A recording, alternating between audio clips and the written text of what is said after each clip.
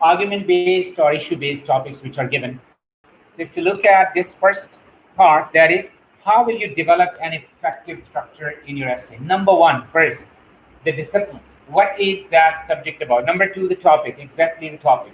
Is it about, number one, you will have to see, is it about art, science, education, economy? What is the topic about? And then you will see the exact topic. What is the topic that is given? After that, you will try to check and assess and decide what is the underlying question. What is the underlying question? For example, war and terror has contributed to human rights abuse. What is the underlying question? That is, you will have to discuss whether it contributed to abuses of human rights or not. You will not write a general essay on terrorism, like what are the causes of terrorism, solutions of terrorism. No. You will have to see what is it that the examiner wants you to discuss. Feminism is not a third world issue. You will have to see what is the underlying. Feminism, it's about women's rights, but you will have to see what is the underlying question. Feminism is a third world issue or feminism is not a third world issue. So here, you will have to understand the underlying question. What is the underlying question in it? And in the same way, colonial mindset is impeding Pakistan's progress or not, you'll have to find out what is the underlying question. And that is whether it is impeding or it is not impeding Pakistan's progress. You can develop your essay either way. There is no restriction that you will have to support it or oppose it. No, it's up to you. It depends upon the quality of your arguments. If you have more arguments for the topic, you can go for the topic. If you have more arguments against the topic and you think I can develop a convincing argument, you can go against the topic as well. There's nothing wrong with it. It depends upon your mental inclination and your topic. So the field, the topic, and the underlying question. And then what you will have to see, you will have to introduce the topic and the context in which this topic has been given. And then you will have to focus. What is your focus? You can introduce or indicate the debate, the problem, or definitions, or whatever you feel appropriate. And then signpost. Here, signpost structure of argument, like tell the reader the sequence of your sections, the sequence in which you will develop your body paragraphs, and in the end, thesis statement. In the end. So number one, the discipline or the topic or the given statement. Then focus. Then you will tell how will you develop your arguments, your body paragraph will be given your, and then you will go for the thesis statement. So now let us recap the first point we have discussed. The first point we discussed is CSS essay has now evolved, and now if you compare it in 1953, 1963, 1970s, 1985, you'll see there is a, striking difference in the kind of topics which are given.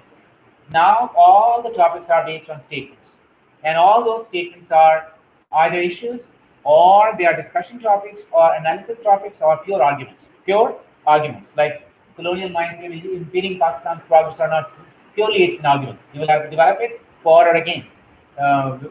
Feminism is a third world or not. Purely it's an argument. Rich countries will help the poor countries or not. Purely it is an argument. And democracy has failed to deliver in Pakistan purely. But sometimes they can get a sort of discussion or analysis like United Nations failures and successes. So here you will discuss both sides. You will discuss both sides, and then in the end you will give your assessment. That should be fair assessment, successes and failures. Or our taxation, what is the scope and what are the hurdles? So they can give some about institutions. They can give topics which are in which you will have to either develop an argument or you will have to give an analysis of both sides. So you have to be careful which topic you're choosing. If you're good at argument, then you will have to definitely will go for argument. But if you think that you are not good at arguments, then you will have to go for analysis, because that's comparatively easier, and you can basically analyze, you can give arguments, you can give support material. So point number one, that is, if you have taken a topic which is based on argument, then what you will have to do, you will have to go for number one, and you will use close-up technique. Which technique will you use? You will use close-up technique. What is close-up technique? Well, close-up technique is where, number one, if you watch CNN, what happens there? First, they show the whole studio. Then they focus the camera on the news anchor. And then third step is they focus on his face and laptop. So first step is long shot. That is called Long short. Long short means you will tell the topic, field, area, discipline. Then flow. Then you try to give the middle shot where you focus the anchor person, not the whole studio. And that is where you introduce the underlying question, what you're going to do. And then it is last one is close up, where you just see the anchor person face and hand and computer. So that is where you will exactly tell your topic. So you will start with the broader statement, then continue the middle ground, and then quickly come to the focus. Don't delay. Don't delay. And you will have to do it in the introduction first part. After that, then what you will have to do? Then you will have to tell, once you have started from the broader area and you come to your focus, then you will have to tell what are you going to discuss in the body paragraphs. Wins it of all the body paragraphs that you're going to discuss, you will have to signpost. You will have to tell the examiner what are your intentions and what is the essay about. And then at the end, you will have to go for your thesis statement, your thesis. So basically, your introduction must answer 3 questions. Then, your introduction becomes essay in miniature. That becomes essay in miniature. And you tell the examiner, number 1, what is the topic? What is the topic? From long shot to focus, from broader view to close up. You tell the examiner what is the topic, and then you come and you give your intention. What is coming ahead? What are you going to describe? And then in the end, you tell the examiner, why do you think so? What is your take on it? What is your take on it? So this will be your introduction. That will be your introduction. After that, you will go to body. And yes, what will be the percentage? 5 to 10%. Introduction, that will be 5 to 10. Then you will go for body paragraphs. Now here, if you look at body paragraphs, one first problem that students face, that is, they say we want to write background. We want to write. Pakistani students, they have this problem. They want to tell their side of the story. They say just, you be silent, I want to tell my side of the story. And it's a wrong approach. But we know that our students have this bad habit that they will tell their story, no matter what the topic is. So you know how we accommodate it? So that you also feel satisfied, and we also made the requirement, that is, you can write 1 paragraph as background. 1 paragraph, so that, some students say, sir, I cannot explain my point of view to the examiner. How can I convey where I'm standing? What is my understanding of the topic? So, okay, no problem. After the introduction, you will give 1 background. And in the outline, you will also give that background paragraph as well. In the outline, you will give a heading. After introduction, you will give the heading of background, because you're going to write that. So you will write 1 paragraph, that will be your background. And after that, in the introduction, after introduction, you will write background. And in the outline, that will be your, after introduction, the next point will be in background, you will tell the context in which you want to develop your essay. What is your understanding with it? Like it's also called personal touch. It is called personal touch. It's also called personal touch. Actually, background, I believe that it is, everybody has his own side of the story. Everybody has his own take on it. And this is, diversity that makes this world beautiful. And this is because of diversity. And everybody has his own perception, opinion. If you go to Twitter about yesterday's incident, there are thousands of tweets. Everybody has his own story to tell. Everybody has his own take on it. Everybody, like different people have different. And this is like what you can do. You have this freedom because you are going to write the essay. So you can write background. Now here, what is it that you can do and whether you cannot do in body background? Background information you can give. The first problem that students face in background, they have too much to say, but they forget that the space is too little. You have a lot to say, but make a summary of all the points you want to say and compact this, condense. Number 1, you can write everything, but in CSS paper you have précis writing. So make a précis of your background, because you will have to convert it into 1 paragraph form, just 1. But since if we are, for instance, taking the COVID-19 topic, once we are starting topic, we are just giving a general point of view regarding what has COVID-19 caused. Along with that, giving in the next paragraph, what you are saying as background. We just need to tell them what was the definition, what was that? Just 3 or 4 lines. That is good to do. Yeah, one background paragraph you can do, and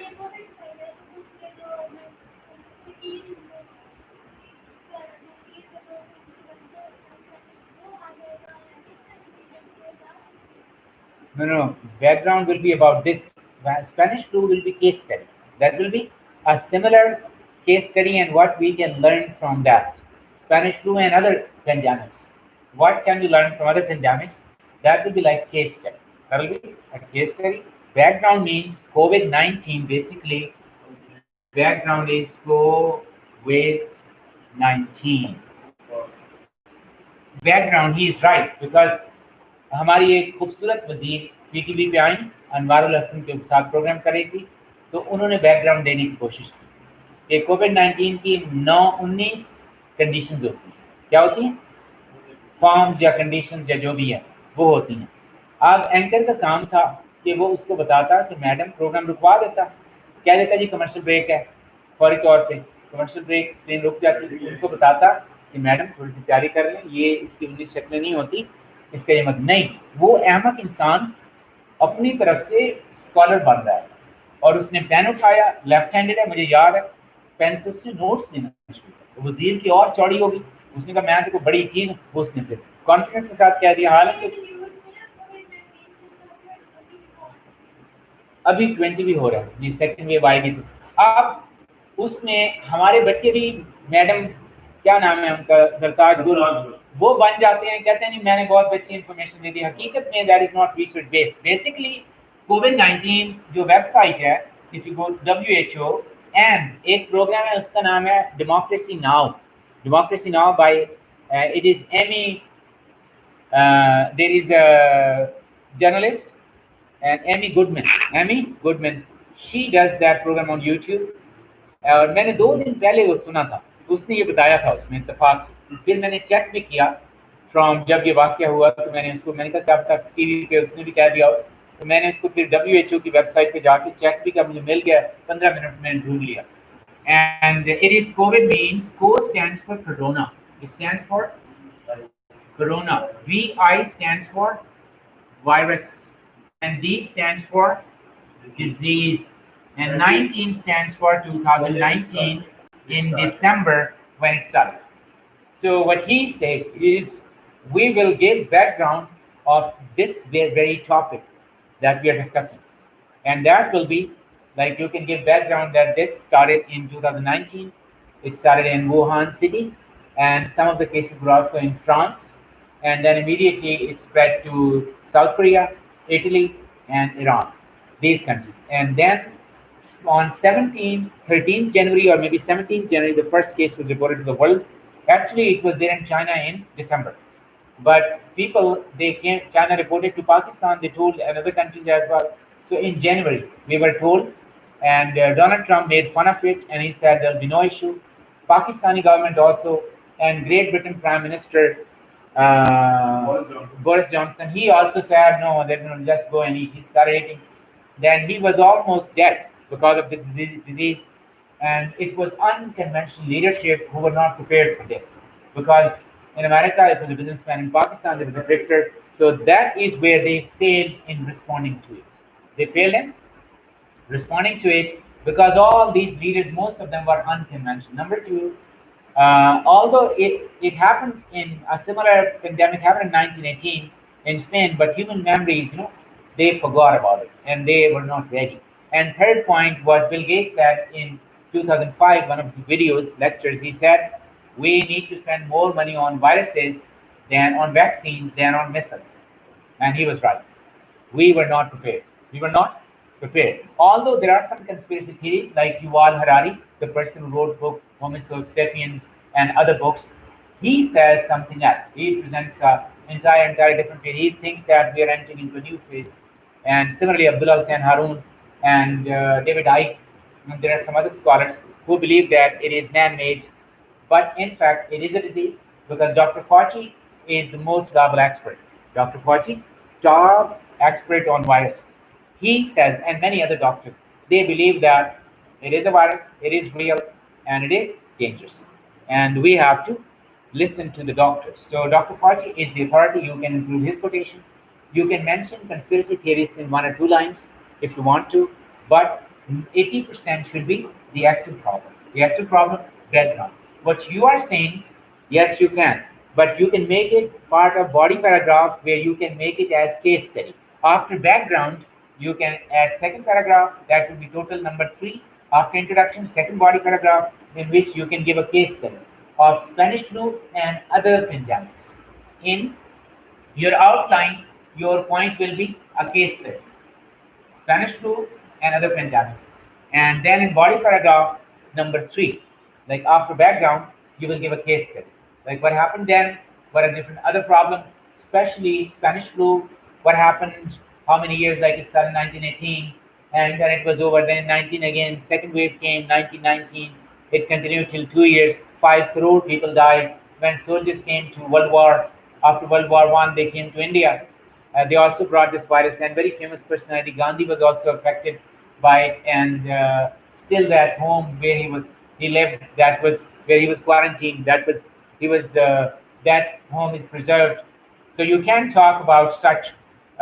You can say that case study, and you can do a little bit research because actually it started in a Kent area in France, and it was American soldiers where it started, not Spain. But Spain was the first country that reported, because actually this virus was there in France in November 2019, but France didn't tell anybody. Wuhan, it was reported there first. It was also in South Korea. It was in South Korea. It was in France. It was in other countries. Nobody reported. Wuhan doctor, he tried to report it, and before it, there were also other viruses like SARS virus, Ebola virus. Month. There are. I mean, The family and a far from most families. yes, you can do a little bit homework on viruses and then case study, Spanish flu, and other pandemics. One paragraph, but it should be researched, well researched. WHO website and like other reliable sources, you can find out the information and then you can write the third paragraph, right? Then we'll move to the next. Now, how will you give this information? I believe that one paragraph background, that is enough. As we have given a new idea that we can include Spanish flu, so we can add third paragraph. That will be a case study. That can be, it can be included. And how will you develop body paragraphs? Well, 80% of the essay will be body paragraph. 80% of the essay, that will be your body paragraphs. And how are you going to develop these body paragraphs? Well, these body paragraphs which you're going to develop, they are, whenever you are going to work on these, you will have to keep in mind that number 1, section or context, paragraph, and background. Look at the middle line. That is thesis supported by evidence. You should not forget what is your thesis. You should not forget what is your thesis. You should not forget about your thesis. What is your thesis, so that you don't uh, there is no digression. You don't go off topic, because what happens, students miss the topic, they go off topic and they start discussing things which are not relevant, which are not, like 2015 exam report. The examiner says students, they